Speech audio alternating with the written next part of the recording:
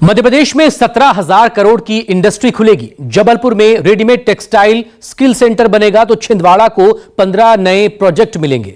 जबलपुर में आयोजित regional industry conclave में निवेशकों ने सूबे में निवेश की इच्छा जताई। मुख्यमंत्री मोहन यादव ने कहा कि मध्य प्रदेश लगातार नई ऊंचाइयों को छू रहा है और अब सूबे को नंबर 1 बनाना है।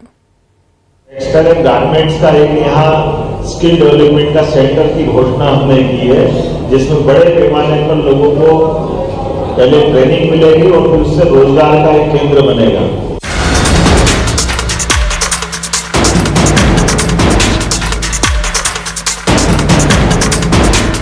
ताकि तेज हो सके मध्य प्रदेश के विकास की रफ्तार, ताकि सूबे में हो सके निवेश की भरमार, ताकि बेरोजगारों को अपने ही राज्य में मिल सके भरपूर रोजगार। मुख्यमंत्री ने दीप जलाया और संस्कार धानी के नाम से मशहूर जबलपुर में रीजनल इंडस्ट्री कॉन्क्लेव कार्यक्रम का शुभारंभ हो गया।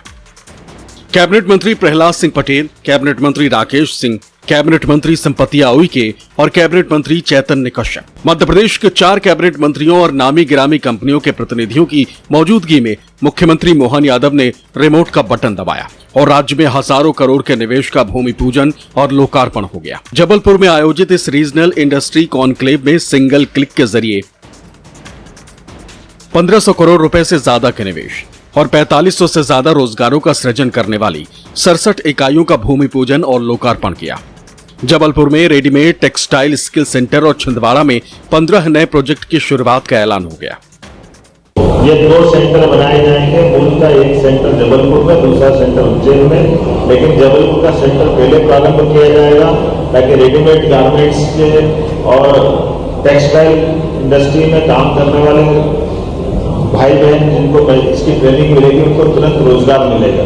मुझे इस बात की प्रसन्नता है। इसके अलावा इसी स्थान पर जहां हम बात कर रहे हैं, यहीं पर हमने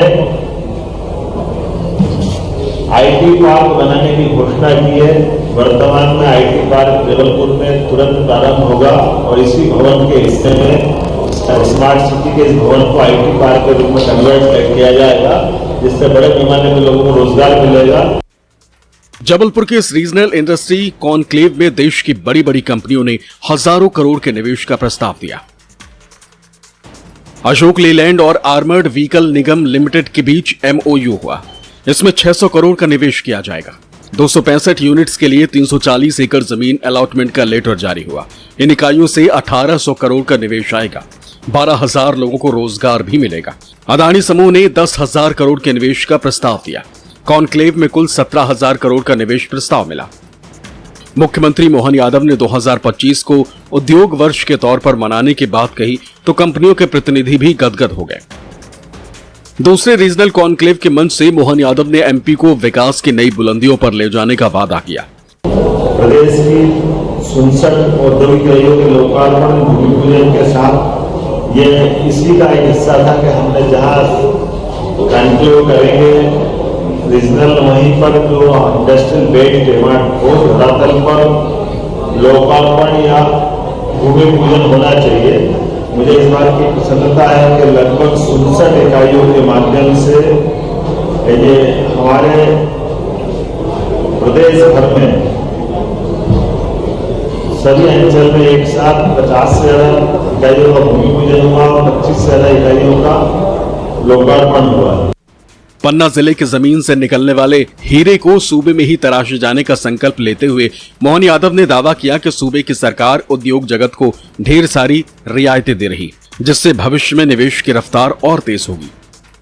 16 औद्योगिक पार्क महाकौशल में जो विकसित किए जा चुके थे, 517 एमएसएमई की इकाइयां स्थापित है, 5,725 करोड़ का रोजगार 20,000 लोगों को मिल रहा है।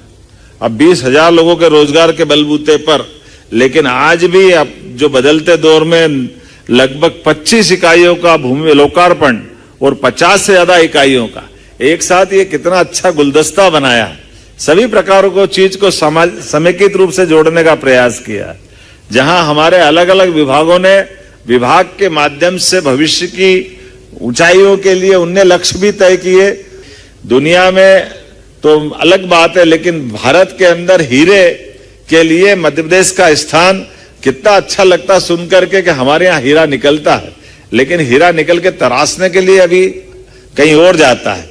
कोशिश करेंगे कि यहाँ का हीरा यहीं तराशा जाए, इसका उद्योग भी यहीं लगे तो और आनंद बढ़ जाएगा।